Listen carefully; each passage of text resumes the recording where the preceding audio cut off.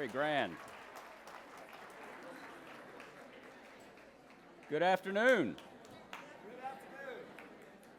So you all may know the story about when President Kennedy came back from France, his state visit there, and he said that he was the man who escorted Jacqueline Kennedy to Paris. That was how all the authors believe that we are simply those who escorted Jamie to the library.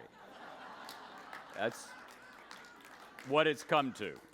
So we do whatever he says. I want to send Jamie to Iraq to rebuild it because it might go better. It might go better. Delighted to be here and to talk about two of the giants of world history, really. And wonderfully, they are giants, but they were wonderfully, wonderfully human as well. And I think there's a certain reassurance we can take from that. That if Franklin Roosevelt and Winston Churchill could save the world, then damn near anybody has a chance of doing it. When FDR was running for president in 1932, in one of the great pundit moments of history, Walter Lippmann wrote that Franklin Roosevelt was a perfectly charming man who simply wanted to be president very much. That was his qualification. So well done, Mr. Lippmann. Churchill, as Roosevelt later said, when Winston's right, he's right, but when he's wrong, my God. And I want to do two quick stories to put the relationship in context, and then talk about what was really a love story between the two. Mary Soames, whom some of you may know, Mary Churchill Soames, the last child of Winston and Clementine, died about 3 or 4 years ago. Wonderful, wonderful woman. Talking to Mary was like talking to her father if her father had worn chintz. So it was a little disturbing sometimes. That was more J. Edgar Hoover, as you know. But anyway, come on. I keep forgetting this is the red dot in this state. Sorry, Mr. Mayor. I want to keep him on my side in case there are any infractions. But Lady Soames wonderfully encapsulated this relationship for me now 20 years ago in a conversation when she said, sitting between Papa and the president was like sitting between two lions roaring at the same time. It's a wonderful image, and sort of MGM, put them both up there and you get it. But Boxing Day 1941, December 26th, Churchill is getting ready for his speech to the Congress. He's in the Queen's bedroom on the second floor of the White House in the residence. He's in his tub, and those of you who are writers know that when you're on a roll, you don't want to stop. And Churchill, the reason Churchill's books sound like the way he spoke is he dictated everything. So he had a succession of secretaries, male and female, who would take down his dictation. So they really are his voice in every sense.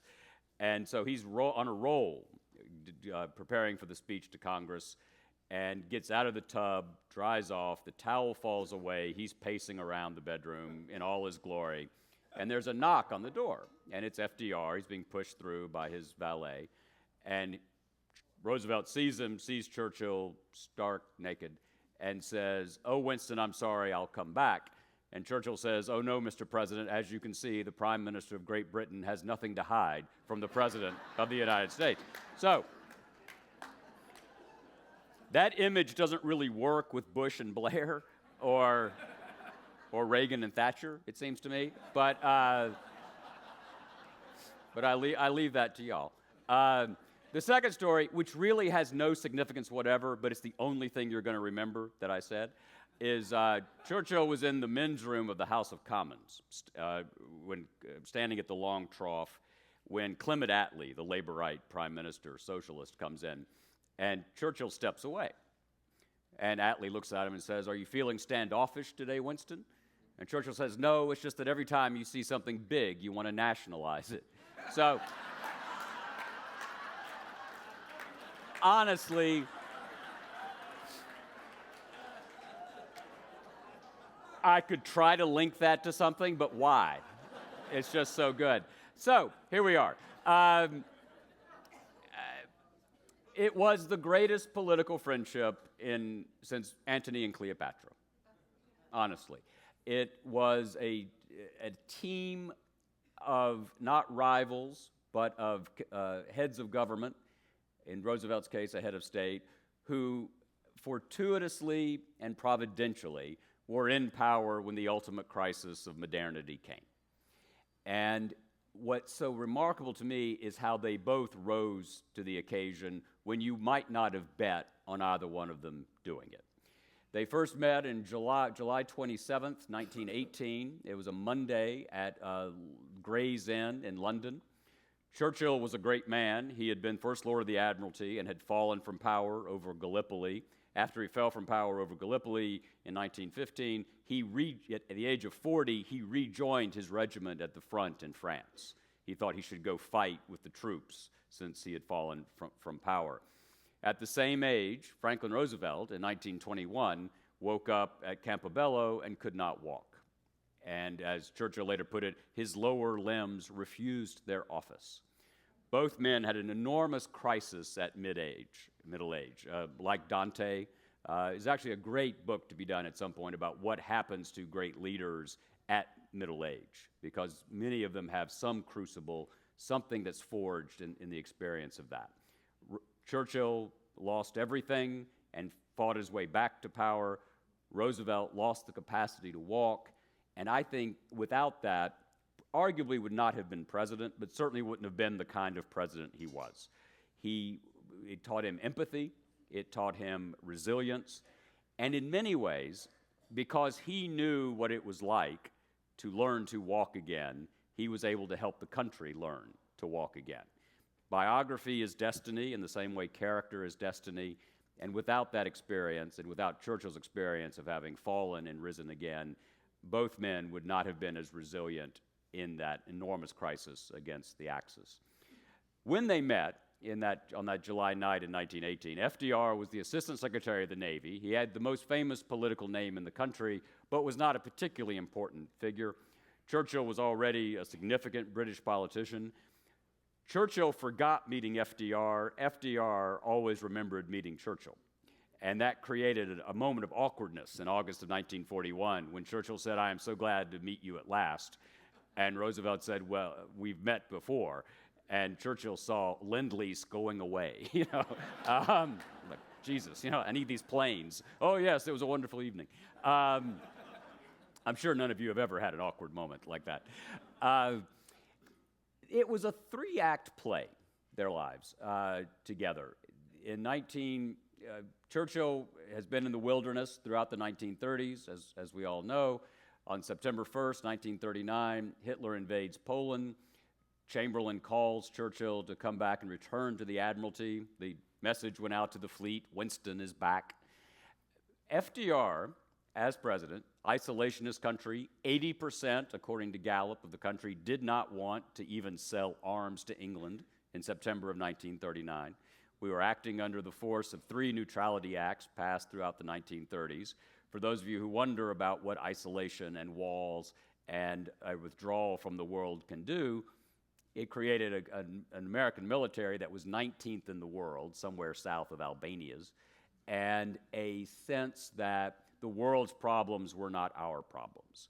And that was very much the political reality in 1939. Bill Bullitt, the ambassador to France, calls FDR in the middle of the night as word of the invasion of Poland comes, and FDR says, "Well, Bill, it's come at last. God help us all." And it would take God, but it would also take Churchill and Roosevelt. Roosevelt understood intuitively that Churchill was an important man. He wrote him a letter on the 11th of September, 1939, saying, "I'm so glad that you're back at your old post, and if you ever have anything you want me to know, send it in my pouch, and I'll answer." Highly unusual for a president of the United States to reach out to a cabinet minister of another. Basically, Roosevelt, who loved his own sources of information, he loved to keep, as he put it, he was a juggler. He never let his left hand know what his right hand was doing. Mrs. Roosevelt knew that with difficult experience. I mean, his mother, Sarah Roosevelt, was basically bathing FDR until he was about 12. So he had some issues. And he enjoyed secrecy. He liked having different sources and different places to go. So Churchill, he saw.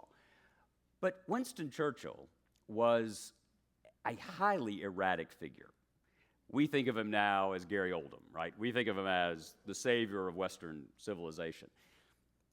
He had been wrong about India. He'd been wrong about the gold standard. He had been wrong about the Sydney street riots. He had risen and fallen and risen and fallen. He started out as a Tory. He became a liberal. He came back, as he later said, anyone can rat, but it takes real character to re-rat. So there was no expectation that he would become what he was. FDR hoped and wondered. Chamberlain had proven wrong. Nobly, Chamberlain gets a rough press, and should, but as Churchill himself said in a eulogy for Chamberlain in 1941, was it really, can we really gainsay someone who fought so hard for peace after the cataclysm of the First World War? There's another point here, which is Churchill's 64 years old when he's called back to the Admiralty. He's 65 on the 10th of May, 1940, when he's finally called to be prime minister. And he walks in to the palace. The king offers him office. He walks out, and he later recalled, I felt as if I were walking with destiny, and all my life had been but preparation for this hour and for this trial. I was sure I should not fail. But he's 65 years old, which is the old, which now it's 95, but in those days it was 65. Part of the reason he was called was all the young men were dead, right? All the people who would have been 45 and at their leadership prime had died in the Great War. He was sure he should not fail. Almost no one else was. When Roosevelt was handed a telegram saying that Churchill had become prime minister, and with the time difference, FDR used to keep the cabinet in Washington on Friday afternoons. He had cabinet meetings on Friday afternoons to make sure everybody worked all week. Interesting trick, actually. And he was handed this telegram, and it said that Churchill had become prime minister. And Roosevelt looked up and said, with every expectation it'd be repeated, big room, he said, he supposed Winston was the best man England has, even if he were drunk half the time. Joe Kennedy had said that Churchill was always drinking, that he was unreliable, he was erratic. And that was the early skepticism. But Roosevelt saw something there, not least because these were two children of aristocratic political families. As I said, they both had the midlife crisis from which they recovered. They loved hymns and history, the sound of their own voices. They loved tobacco and drinking. Churchill was a bit more of a purist on that front. FDR used to make, it's amazing we all aren't speaking German, he used to make martinis that were 3/4 vermouth, 1/4 gin. It's amazing we won the war. Churchill drank Johnny Walker Red most of the day, and Paul Roget champagne and brandy late at night. So he every day. But my view of that is sort of like what Lincoln said about Grant when someone complained that he was a drunkard. We'll send a case of that whiskey to all my generals, you know. And just parenthetically, I'm only going to say his name once, but one of my favorite things that the incumbent president has said recently is, I don't drink. Can you imagine what I'd be like if I drank? An unusual bit of self-knowledge when you think about it. They were similar men, and so they saw virtues in each other, and they also had that wonderful political bond of being master politicians. We think of politicians now as somehow the other, but remember, a politician's unit of commerce is affection, respect, seduction. What do they want? They want you to love them, and they want that love to translate into a vote, into a bond of loyalty. And so it's no wonder that at summit meetings, caucus meetings, people will go into them beforehand saying, by God, I'm going to do X or Y. I'm going to tell him this or that. And they get in, and there's a very different result. It's like I try to teach my children, never write anything online you wouldn't say to someone's face. And if you do that, you're not going to write anything online. You're going to save a lot of time. And so they were made for each other in that sense. They met in August of 1941. Churchill was desperate for Roosevelt's help. Again, we all think of him as the hero. On June 4th, 1940, Churchill gave one of the great speeches ever rendered in English or in any language. It was after Dunkirk. It was the great speech of modern defiance. You all know it. We shall fight on the hills. We shall fight in the streets. We shall fight on the seas and the oceans. We shall never surrender. We shall fight with growing strength and growing confidence in the air. And then he says, and even if, which I do not for a moment believe, this island or a large part of it were subjugated and starving, then our empire beyond the seas, armed and guarded by the British fleet, will carry on the struggle until in God's good time, wonderful phrase, in God's good time, the new world in all its power and might steps forth to the rescue and liberation of the old. It ends on this, well, he did it. It's his words, but thank you. If I could write like that, I would be prime minister. Rescue and liberation of the old. It ends on a prayer. Yes, it's defiant, but he says it may come to the fact that we're going to need the new world. The new world was entirely embodied by Franklin Roosevelt.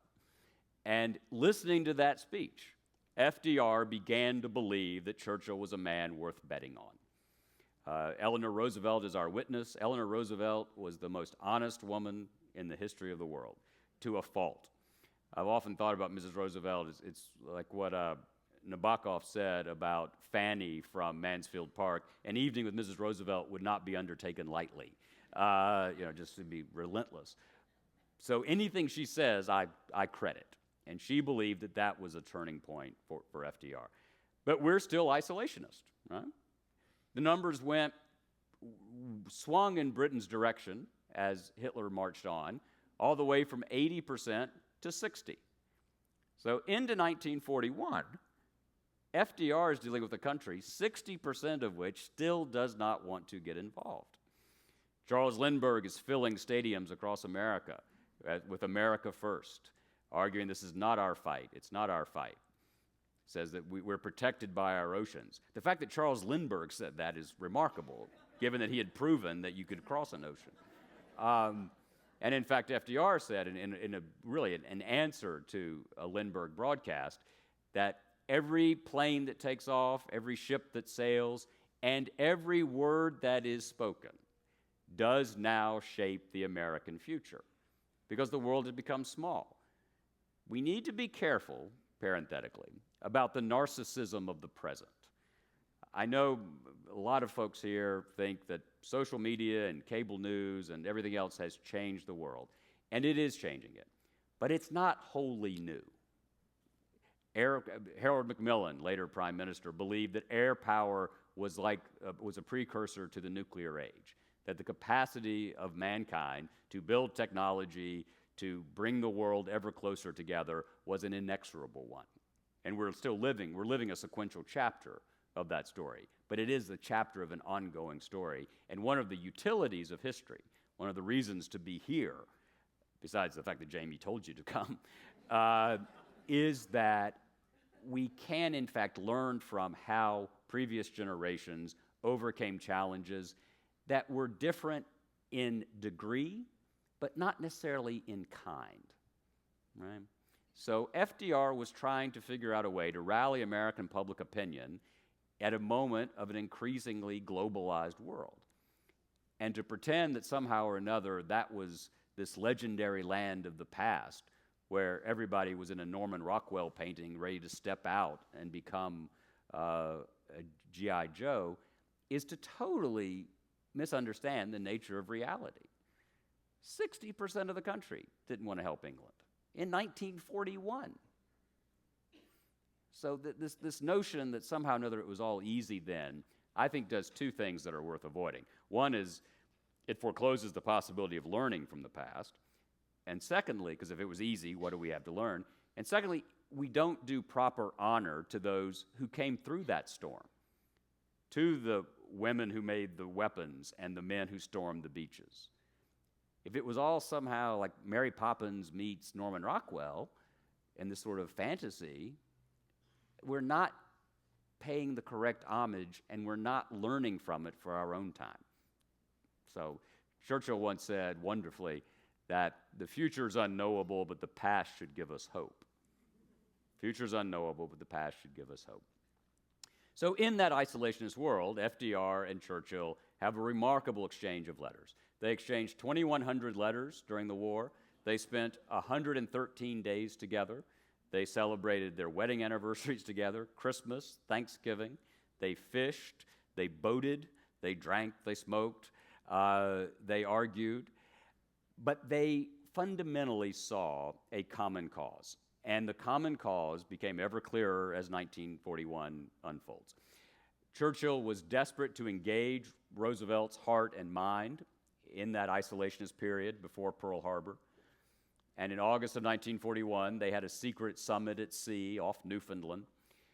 Churchill, on the way over, was trying to think, how to imaginatively bring FDR closer in. And he struck on the language of faith, the language of the church, the language of Groton and of St. James Church in Hyde Park. Roosevelt was the world's most famous vestryman. Quick story about being on an Episcopal. Are there anybody here sort of on an Episcopal vestry? Okay, well, I'm one. Danforth's here somewhere, so he is a vestry. Vestry is the lay board that runs the church, and I was on two for my sins in New York City, St. Thomas Fifth Avenue and Trinity Church, Wall Street, and for me, it was like interactive trollop. You get in a fight over whether the stained glass should be clean. It was great. And the smaller the stakes, the more ferocious the fight. It was great. And so it turns out, and the meetings were always early in the morning, it turns out that when you have young children, early morning is an important time. I didn't know that. So I would go off to these meetings, leaving my wife to get our 3 children ready for school. Very smart. And at one point, she was talking to her mother, I'm sure complaining in a loving way about the fact that I would go off to vestry meetings instead of getting the kids ready. And my Mississippi mother-in-law won my heart forever when she said, "Oh, honey, if y'all lived down here, he'd just be at deer camp." So it's the only thing we've ever bonded on, my mother-in-law and I. She only knows what I'm doing when someone on Fox attacks me. So it's sort of a cable news bank shot. But Churchill knew that was a route to Roosevelt's imagination. So he plans what was called a church parade in the Royal Navy. They sang 3 hymns picked by Churchill: Eternal Father, Strong to Save, the Navy hymn, Onward, Christian Soldiers, and O God, Our Help in Ages Past. They read from Joshua, be strong and of good courage, whithersoever thou goest, I shall go. They read from the Book of Common Prayer. FDR is swept away by it. It's just hundreds of sailors on the ship, the songs going across the sea. It's this moment of Anglo-American unity. They're on a boat a launch going back to the American warship after the parade, and FDR says to his son, "Onward, Christian soldiers. We are Christian soldiers, and we will go on with God's help. If nothing else had happened while we were here, that would have cemented us." So it worked. Churchill had won his man.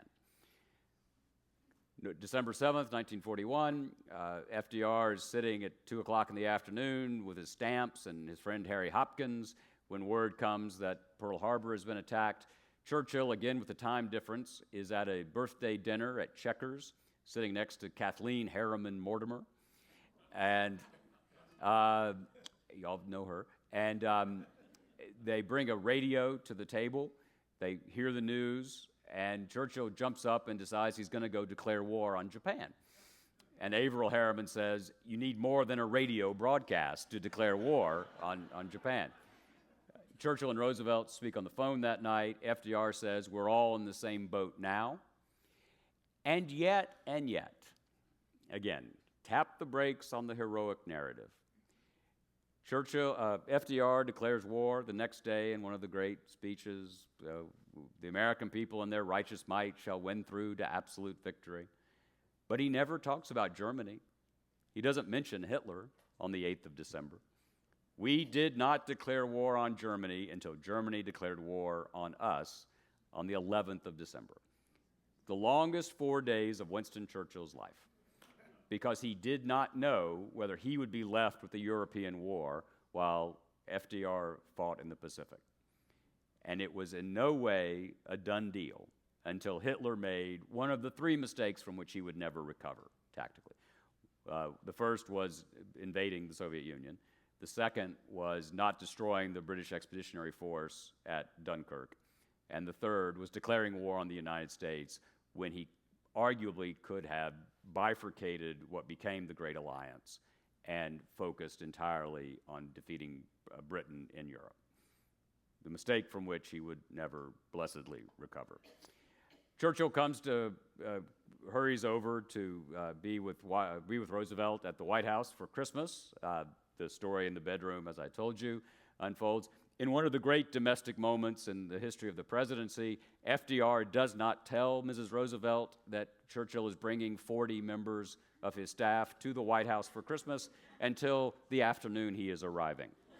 So I know Bill Clinton had some rough moments, but that was right up there. That was a tough one. That began, so the first phase was a courtship. The first phase was Churchill trying to get Roosevelt from 1941, really until late 1943 or so. It was the high summer of the relationship. It was the great phase. They were more or less in sync. They had a common cause. They fought together. And there are those, probably among my colleagues in the writers' ranks here, who might argue that I am being sentimental, that I believe this friendship mattered enormously. I submit, for instance, that the course of the war in North Africa might have gone quite differently if they had not enjoyed being with each other and had a human bond. Remember what Emerson said so brilliantly: there is properly no history, only biography. So the first week of June, 1942, Churchill is back in Washington. News comes of the fall of Tobruk. There was a massive surrender, a British surrender, and it was crushing to Churchill. Churchill's in the Oval Office. He's explaining this to Roosevelt, and he's ashamed.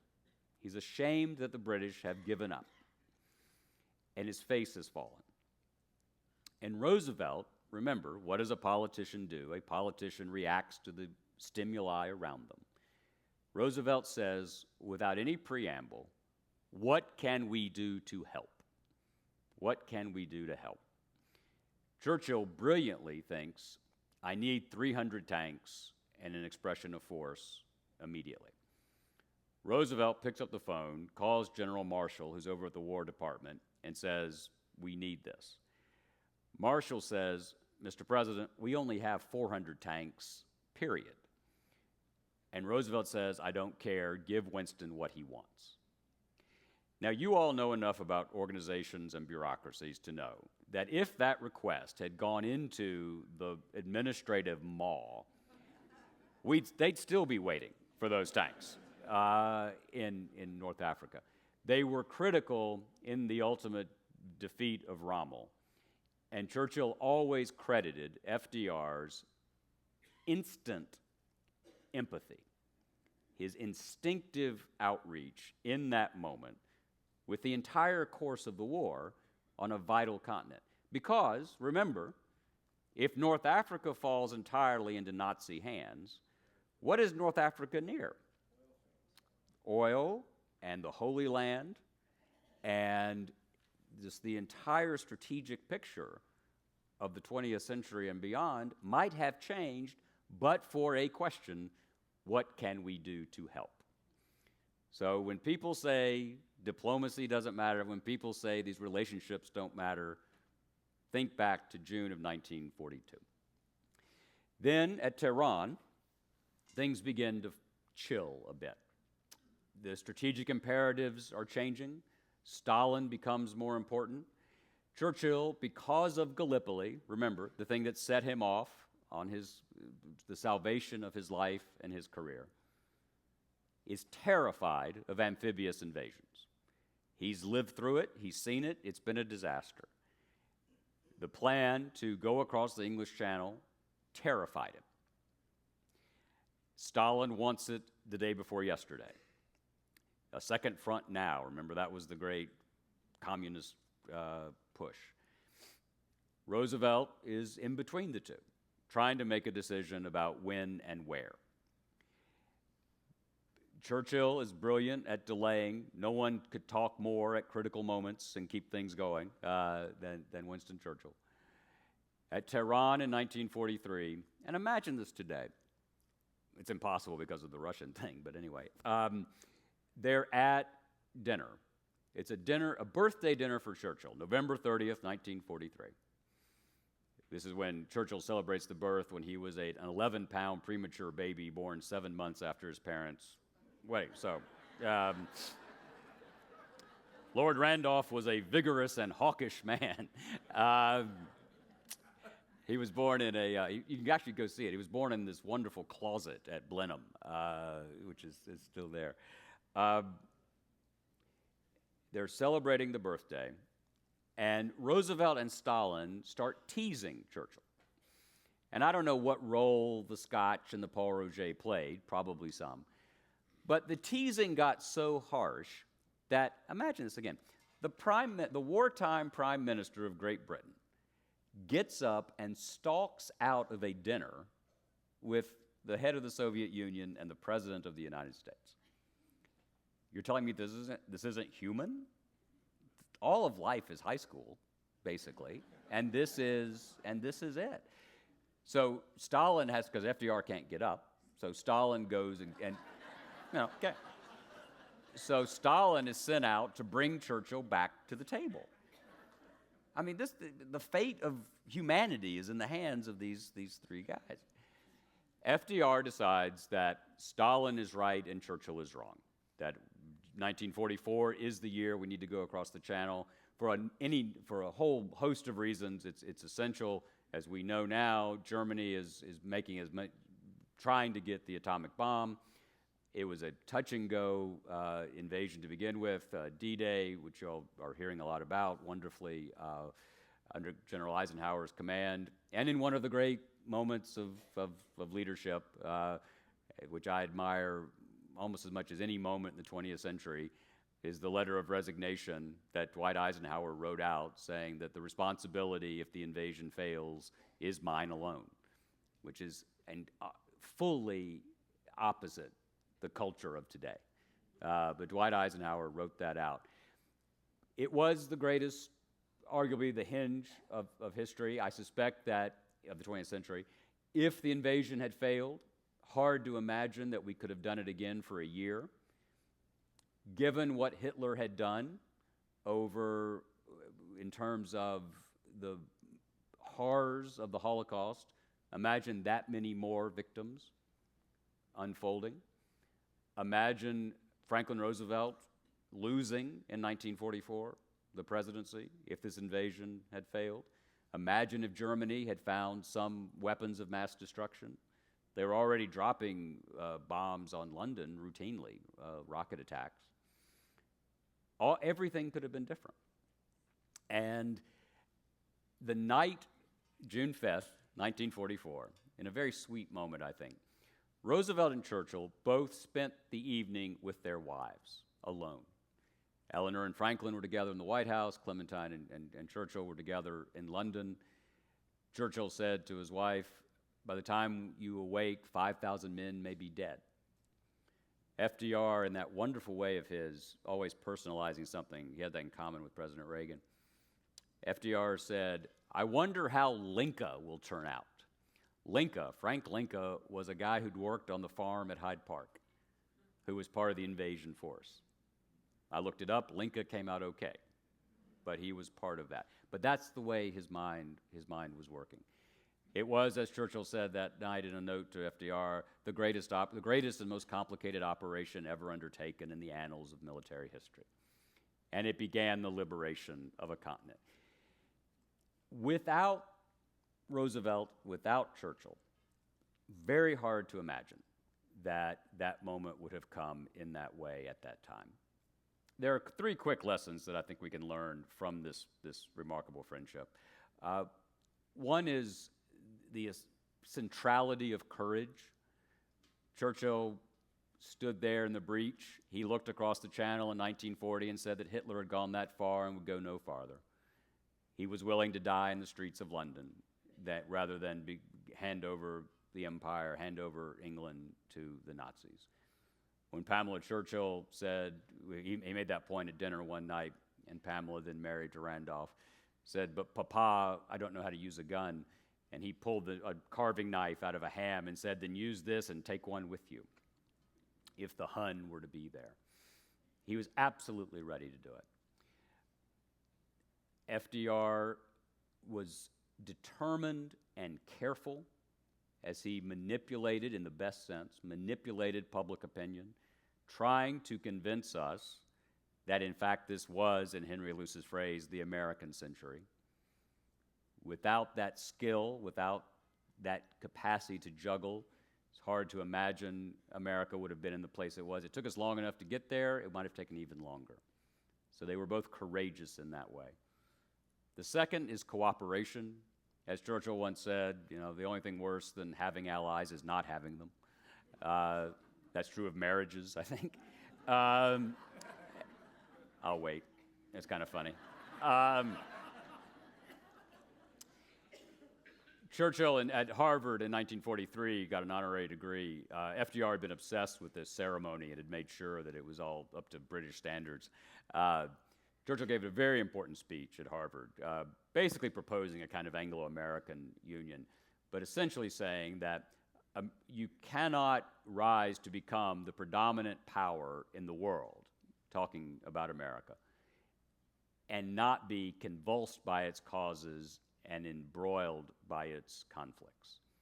As he put it, the price of greatness is responsibility. There is no saying, we don't want it, we won't be involved. It is now an inexorable reality that America was entwined with the fabric of the world. And to do it, we needed allies and cooperation. And the third, and I think it's particularly important in our own climate, is candor. And being honest is great, I'm all for it. But what I really mean by this is, and I think it matters both for leaders and those of us who are followers, we have to be straightforward about the stakes and scope of huge public enterprises. And Churchill you think about it, American presidents who get in trouble are the presidents who think they can put something past us, right? So President Johnson in Vietnam, President Nixon in damn near everything, President Clinton. Give it to us straight. We'll do what it takes. But the covenant of modern democracies is you have to be straightforward. And Churchill understood this intuitively and really made an enormous contribution, I think, to American political life by being candid with the British themselves in real time. In January 1942, everything is terrible. We have no capital ships in the Pacific. Singapore has fallen. Hitler's on the move. We've just now teamed up. And he faces a vote of confidence in the House of Commons. He gives a 10,000-word speech defending his conduct of the war. And he reflects on it in his memoirs, and he's very straightforward about what it's going to take. And in his memoirs, he wrote this: "The British people, or I'd argue the American people, can face any misfortune with fortitude and buoyancy, as long as they are convinced that those who are in charge of their affairs are not deceiving them or are not themselves dwelling in a fool's paradise." not deceiving them, so that's one box. They're not lying to us, and are not themselves dwelling in a fool's paradise. So the second test is, are they lying to themselves? Are they lying to us, or are they lying to themselves? If you can mark those two off, then we'll face the challenge with fortitude and buoyancy. FDR read that speech. And on Washington's birthday in 1942, he quoted Thomas Paine in a fireside chat saying, "Tyranny like hell is not easily conquered." And he said, having learned this lesson from Churchill, he said that the news is going to get worse and worse before it gets better and better. And the American people deserve to have it straight from the shoulder. Give it to us straight, and we'll do it. If you mislead us, or if you convince yourself of a dreamscape as opposed to a reality-scape, then that way mayhem lies. And that's a lesson from Roosevelt and Churchill. A final thought about their speaking to us. Republics are reflections of who we are far more often than simply a portrait of a leader. Churchill and Roosevelt could not have done what they did if their publics had not had somewhere in them the capacity to win that war, to build a peace. It's an uncomfortable reality that politicians are far more often mirrors of who we are rather than molders. It's uncomfortable when we think about today and we think about the unhappiness in the country. I mean, even if you voted for the incumbent, you were so unhappy with the way things were going that you were willing to take a flyer on the self-avowedly most unconventional major party candidate in history. And if you voted against him, then you've set your hair on fire 3 times today. But think about it. We get the leadership that, if not that we deserve, we get the leadership that represents that moment because we are the sum of our parts. And what Roosevelt and Churchill found was a way to summon the best angels of that over the worst instincts. And perhaps that's the most fundamental lesson we can take from them. I'll leave you with this. In 1943, E.B. White wrote an essay about democracy in the New Yorker. And Harry Hopkins brought it to Roosevelt, and Roosevelt ripped it out of the magazine. It was a talk of the town piece, and he would read it out loud to people. But here's the way E.B. White defined democracy in the middle of the Second World War. Democracy is the line that forms on the right. It's the don't in Don't Shove. It's the hole in the stuffed shirt through which the sawdust slowly trickles. It's the dent in the high hat. Democracy is the recurrent suspicion that more than half the people are right more than half of the time. It's the feeling of privacy in the voting booth, the feeling of communion in the libraries, the feeling of vitality everywhere. Democracy is a letter to the editor. It's the score at the top of the ninth. It's an idea which hasn't been disproved yet, a song the words of which have not gone bad. It's the mustard on the hot dog and the cream in the rationed coffee. FDR would read that out loud to visitors and say, "Them's my sentiments exactly." I think they should be all our sentiments. Thank you.